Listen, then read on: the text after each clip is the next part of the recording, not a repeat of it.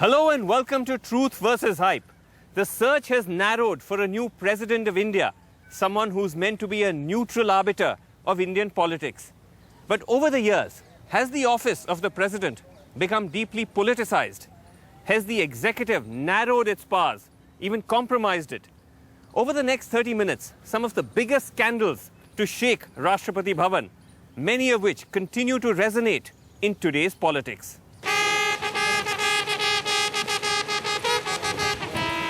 Today, the president may seem little more than a ceremonial figurehead rolled out at VIP functions or to rubber stamp government decisions. As our leader, but on paper at least, India's founding fathers gave the president very real powers.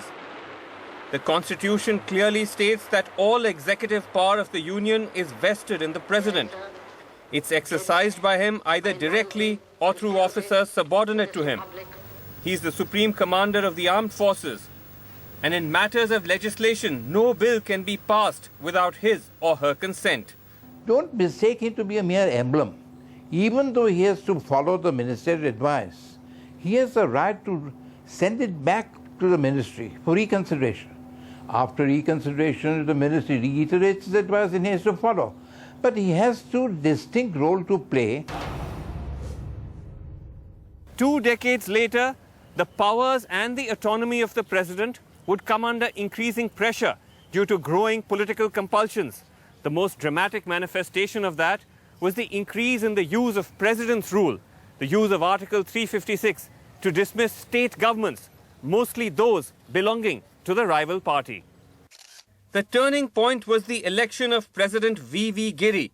He had contested as a rebel candidate and had won with Indira's backing, an election that had split the Congress. Doesn't look nice. And yet, as a reputed Labour leader with international exposure, Giri made it clear that he was no pushover.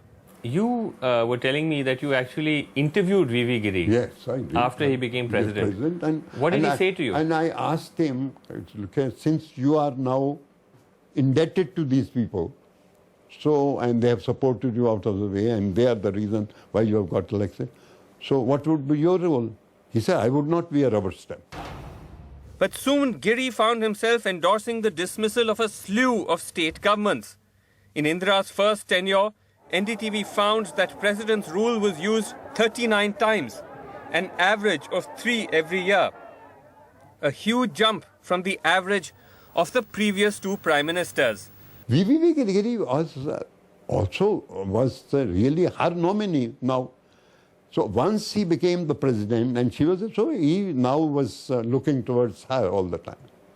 The moment the Janata government, of which Charan Singh was a part, came to power in 1977, they followed the same practice, sacking 9 Congress-led governments in 1 year.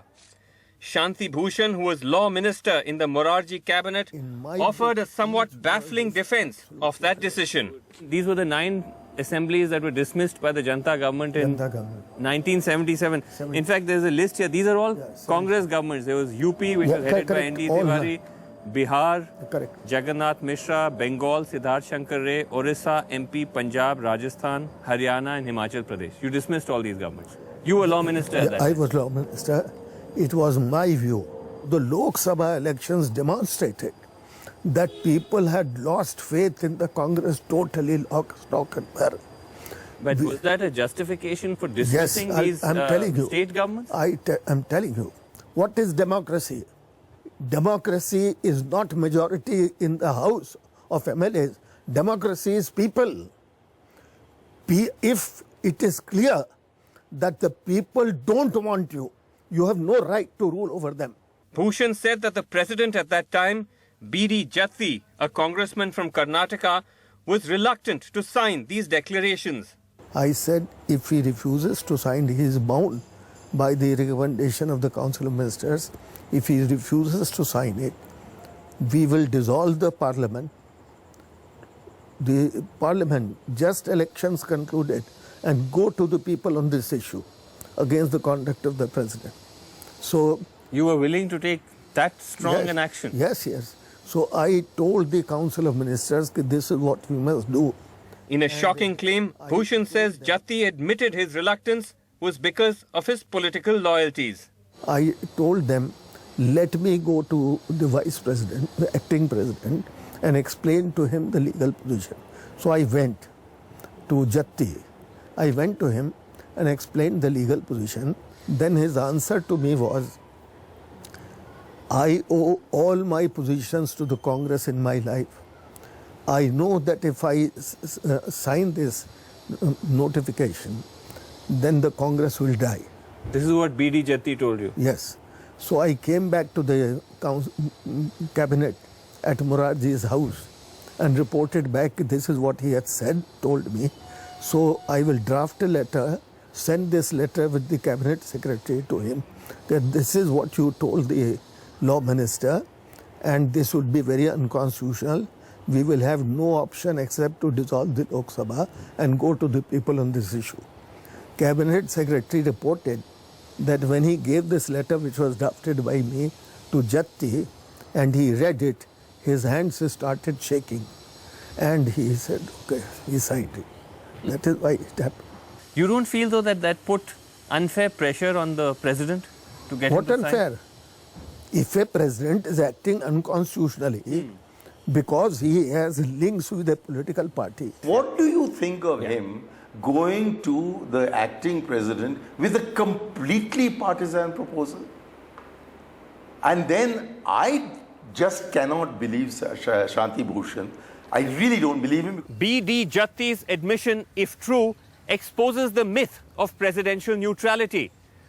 But the strong-arm tactics used by Mr. Bhushan and his colleagues seems ironic, given that they saw themselves as defenders of democratic values.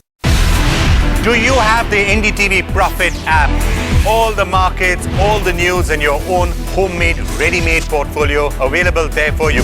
We will right now answer what you should sell, what you should buy when markets are down. Download at ndtvprofit.com/apps. Get the best app from the channel you trust.